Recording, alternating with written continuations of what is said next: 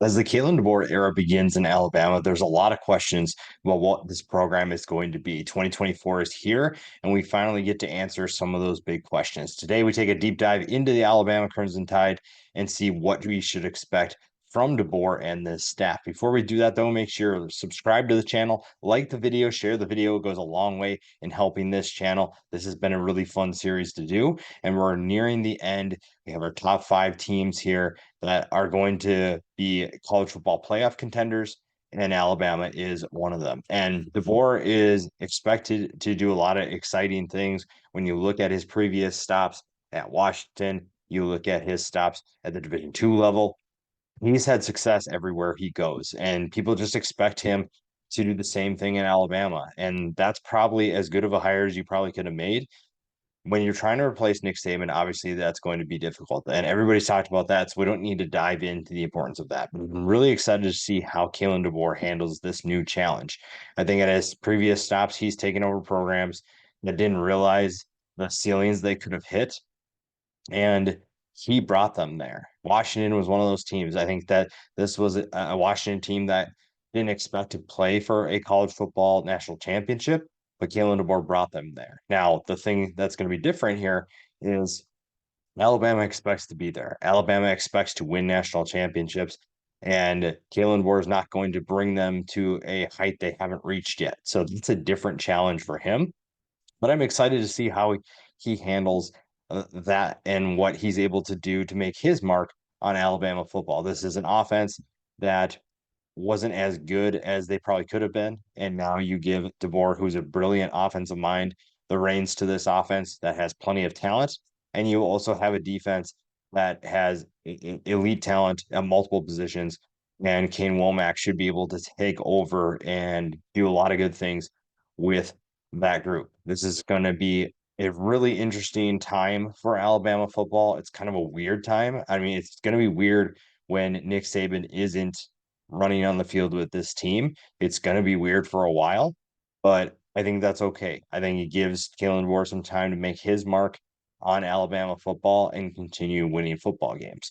Now, the transfer portal took a big hit on Alabama's roster. He had 40 players depart through the transfer portal. Some of them bigger names, guys like Caleb Downs. That was a bigger loss. Isaiah Bond is a big loss. You also lost certain players like Amari Niblack. You lost Roydell Williams. You lose guys like Julian Sand, who could have been a future quarterback for this team. But this staff did a really good job of bringing in certain talented players to take over for certain positions. You get Caden Proctor back from Iowa. That was kind of a weird situation, but you get him back. You bring in certain Washington players that follow Kalen DeBoer. You bring in a guy like Parker Brailsford. You bring in Jeremy Bernard, the future quarterback potentially, and Austin Mack. So you brought in some really good players from that Washington squad. Damani Jackson was a big addition, the former 5-star corner, could play a big role for this team. LT Overton coming in from Texas A&M. So you brought in some good talent. You don't feel too bad about the guys that you lost. Some of them are, you're not going to replace a Caleb Downs, but we feel pretty good about where this program sits in terms of talent that they brought in versus the ones that they lost, also the ones that they retained. And one of the biggest retainees is going to be Jalen Milroe. Not that he was planning on going anywhere, but he is going to be really fun in Jalen DeBoer's system. When you look at what Jalen Milroe did last year, this is a guy who was getting Heisman votes. And that was in an offense that I think a lot of people thought wasn't as good as it could have been. And you give him a coach in Kalen DeBoer, and you feel pretty good about where that program can go in terms of their offense. Jalen Milroe is electric with the football in his hands, has a very strong arm, as we've seen. You just haven't seen maybe the touch that you want to see from him. Some of those intermediate throws where you need to put some touch on the ball or make an accurate throw, you just haven't seen that. Now, I don't know if Kalen DeBoer can turn him into that kind of quarterback, but if there's a coach that's going to do it, you feel pretty good about what Kalen DeBoer can do. Jalen Milroe is obviously electric, super fast runner. So you're going to see a lot of exciting things in the rushing attack as well. So this is a staff that's going to find ways to get the football in his hands and let him do a lot of explosive things, make a lot of explosive plays. And that's going to help this offense tremendously. This offense, it revolves around Jalen Milroe, and you're going to see that on a frequent basis. And I trust Kalen DeBoer and what he's done at his previous stops to do the same thing with Jalen Milroe. I mean, there's again, you're making a good hire in Kalen DeBoer because you feel like you have a good offensive mind that can utilize some of the talent that maybe wasn't utilized as well as it could have been in the last couple of years. Justin Haynes and Jam Miller figure to be a really good tandem in the backfield, relatively inexperienced in terms of production, but you have plenty of talent. You've seen what they're capable of doing. You just haven't seen it on a consistent basis. And I think that Milroe, Haynes, and Miller are going to be fun in the backfield. Again, this is a staff that knows how to get their guys involved, and they're going to find ways to run the football and be creative in that. Obviously, opening things up with the passing attack will do wonders for this group as well. And a lot of that obviously is on Jalen Milroe and what he can do to find his receivers downfield.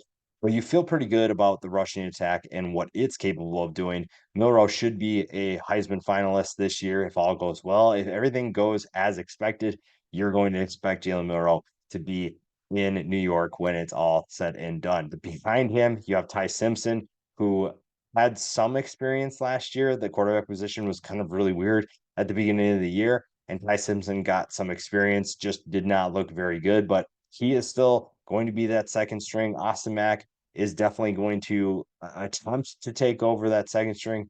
They really like what they have in Austin Mack, and they brought him with to Alabama. So you feel pretty good if you are an Alabama fan and the staff likes what they have at the quarterback position. Richard Young is a young player that could also be part of the running back rotation. So again, that rushing attack feels like it's in good hands, specifically with Jalen Miller running the show. But you also have some options. Again, Alabama has recruited really well over the entire Nick Saban era. They're probably going to do it again, even with Kalen DeBoer running the show. Now, the passing attack, like we mentioned before, that is something that's going to be circled. That's going to be under a spotlight for a while.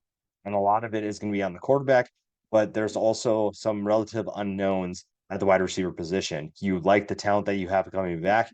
You also bring in Jeremy Bernard, like we mentioned before, a guy who had a solid impact for Washington, was not one of the trio of big names that was Rome Odunze, Jalen Polk, and Jalen McMillan, but he is someone that is ready to step up and show that he can be a big part of this passing attack. You also have Kendrick Law and Kobe Prentice, two potentially explosive players for Alabama. Again, Kalen DeBoer knows how to get guys open, so you don't necessarily need a certain body type because, as you can see, you don't have a ton of big frame players in that trio that are going to be a reliable jump ball threat downfield or a vertical threat, but you do have speed that can change things both vertically and horizontally on the field.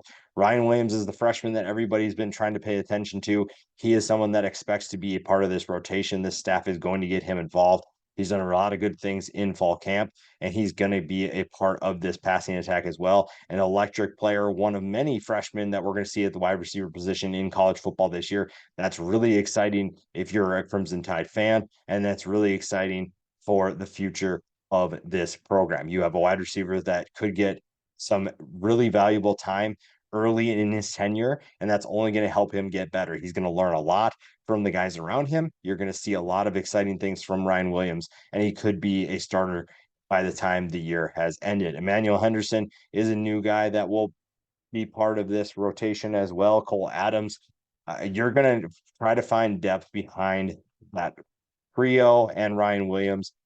I think that after that, you're maybe hoping someone can step up. But I think for now, you feel pretty good about your four options that you have available to you. And you can kind of just ride with that. CJ Dupre is back, 187 yards, zero touchdowns as a tight end. I'm excited to see what he can do in this new offense. He gets opportunities, obviously, to showcase his talent a little bit more. Josh Cuevas comes in from Washington. So you have a couple options at the tight end position. I don't know how much this staff plans on utilizing the tight end in terms of passing attack, but you do have a couple options in terms of different formations, ways to get guys open. That's going to be really exciting. The offensive line plays a huge role, but you feel really good about what you have returning. Caden Brockter, like we mentioned, left Alabama in the offseason, came back after transferring to Iowa.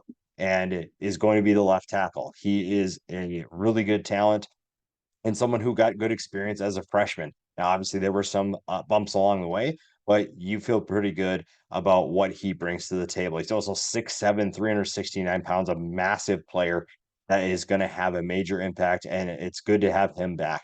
Tyler Booker returns as well, a solid guard for Alabama in 2023, and should be the same in 2024. Parker Brailsford, we mentioned before, coming in from Washington, a very talented player who could be at Alabama for a couple of years. We'll see how he handles life in the SEC after playing in the Pac-12 last year, but started all 15 games for Washington at center. So that's a huge player, a veteran player who understands what this offense needs, and he is going to help Jalen Miller a lot as well. Jaden Roberts has a bright future in the NFL. People are already talking about him as well. Again, you have four guys already that we've talked about that have NFL futures. So it's just a matter of who elevates their stock the most in this system. Not only does the Kalen DeBoer system benefit the skill position players, it's going to benefit the offensive line. This is a group that's extremely talented and has plenty of options at their starting group. So you feel really good about what this team could be and how that impacts the offense. Now, the right tackle position is still up for grabs. Elijah Pritchett could be one of the guys. Wilkin Formby is another one. Those two will battle up well into fall camp, maybe even through the season. We'll see what both of them are capable of doing. Behind the starters, you don't have a ton of experience. But part of that is when you look at what these guys did last year, you had players that were healthy, and that's a good thing for Alabama. I think a lot of people love having that kind of health on the offensive line.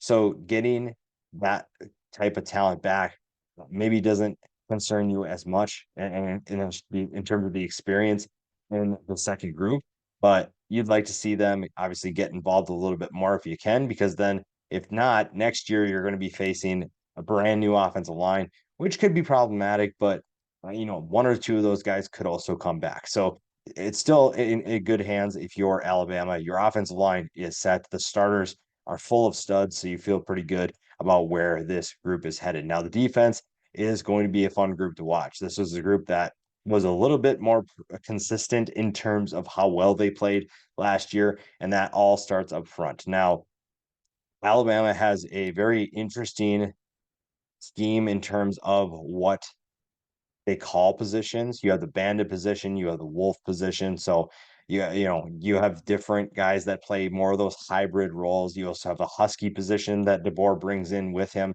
So we'll see what this group looks like, but it's again a group that's extremely talented and full of options. So it's going to breed competition, and that's really good. John Marion Latham is going to play the bandit position, at least get the start.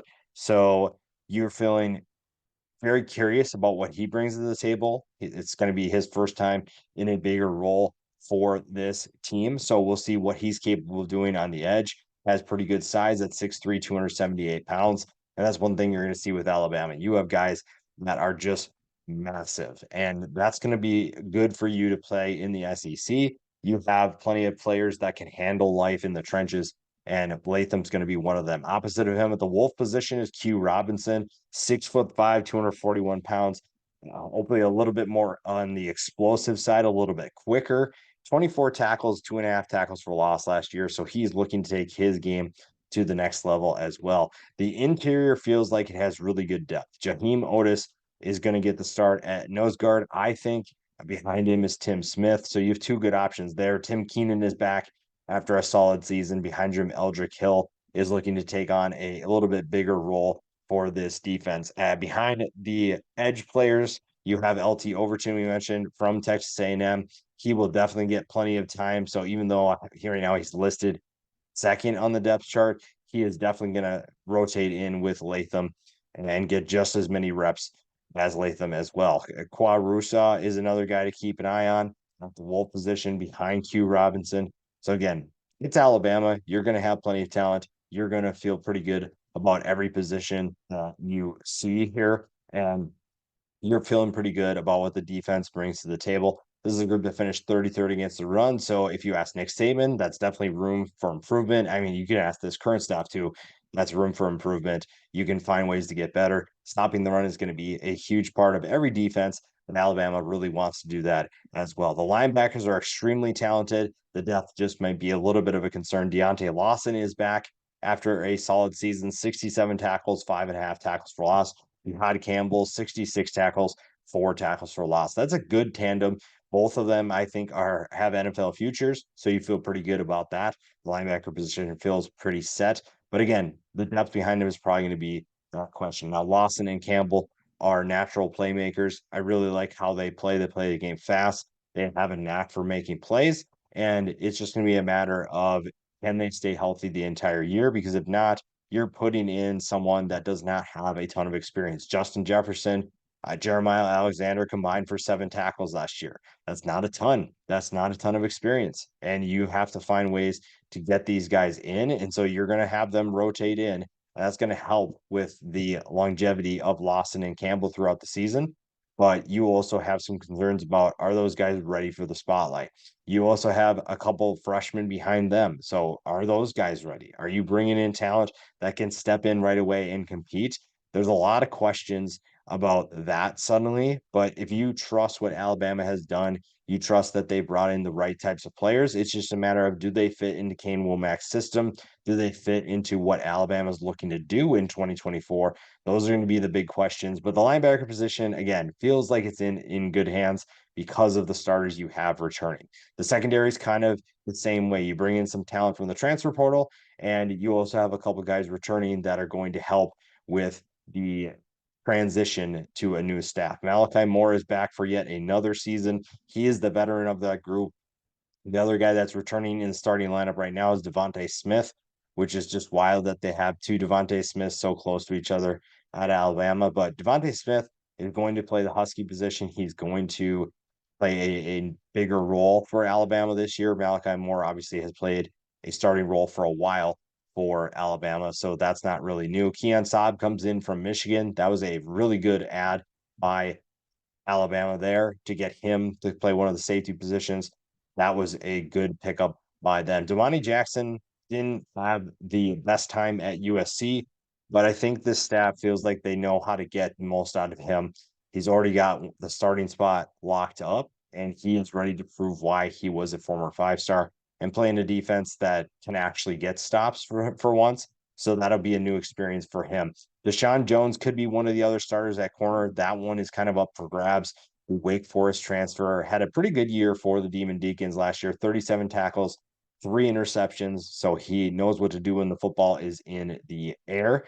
And Xavier Brown is going to push him. Xavier Brown is going to make his life difficult because he's such a talented freshman and he's so good that they expect him to compete for a starting spot right off the bat. So that's going to be something to keep an eye on. That is a position battle to watch if you are an Alabama fan, because the safety or the cornerback position is going to be so important to this team. And this is a team that expects to keep things the same. Expectations have not changed because the best coach of all time is gone. And this is a starting group for the secondary that is talented. But after that, you have some inexperience that maybe causes some concerns. But again, with how well Alabama has recruited, you almost kind of mix those concerns in terms of those aren't really worries anymore. So you bring in a guy like King Mack that could play safety, could play the Husky position. You have a couple freshmen that are going to play bigger roles, sophomores that could step up as well. So the future of Alabama football is very bright. It's just that maybe you have some concerns right away with the transition. I think the unknown of the season is exciting for most teams, but the fact that Nick Saban is here is always going to create some tension, some uncertainty. And I think it's just give it some time, let Kalen DeBoer do, as long as he's going to try to be himself, which we've already seen him kind of do with his office. That's kind of one of the things that indicates that he's not trying to just erase Nick Saban, but he has to do things his way. Otherwise, it's not going to work. You're going to waste your time if you're going to try to be Nick Saban. Kalen DeBoer is trying to be Kalen DeBoer. Now, the schedule for Alabama, we have 9.5 wins as the over-under right now, according to Vegas. So it's still a team that expects to win a lot of football games, and there are a lot of winnable games on this schedule. You start the year by Western Kentucky and USF coming to town. Those are 2 wins. At Wisconsin should be a win. Yes, Wisconsin's going to be better, but that's a game that we're going to see what Alabama is capable of doing. You get 2 weeks off after that to prepare for Georgia. So there shouldn't be any looking ahead. There shouldn't be any letdowns there. But again, it's early in the season, so we'll see what happens there. Georgia obviously is a very tough game, and Georgia expects to be in the national championship contention. So that's a tough one there. A little bit easier stretch at Vanderbilt and South Carolina. Those are two games that should be winnable for Alabama. At Tennessee is going to be very tough, so that's another challenge. Missouri will know if Missouri is actually a legitimate contender this year or not at this point in the season when Alabama hosts them. Then they go to LSU, another team that will find out if they are legit or not by this point in the season. You get your typical elite challenge of playing Mercer. That is just still always funny that the SEC has just that November FCS slate, but that's obviously a win. At Oklahoma should be a win. Auburn is always Auburn. That's going to be a toss-up game there because of the rivalry. So when you're looking at this team, 12-0 is definitely ceiling. I think that they are very capable of beating everyone on the schedule. I'm not going to say it's easy, but I think 12-0 is definitely possible.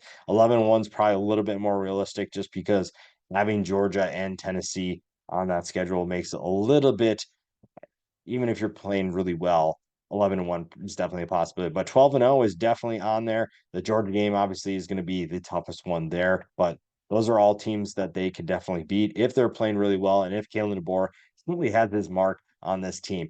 I think that 8-4 is the floor realistically.